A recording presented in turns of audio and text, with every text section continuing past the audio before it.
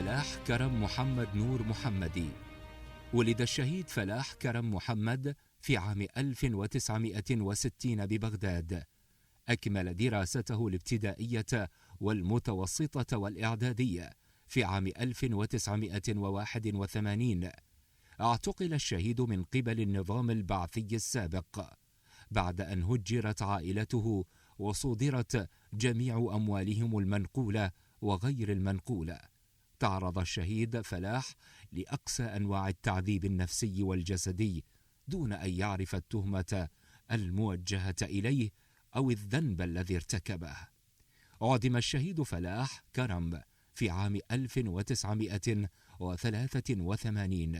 ولكن ذوي الشهيد لم يعرفوا أي خبر عن استشهاده إلا ما بعد سقوط نظام البعث عام 2003، حيث ظهر اسمه ضمن الشهداء المعدومين المغدورين.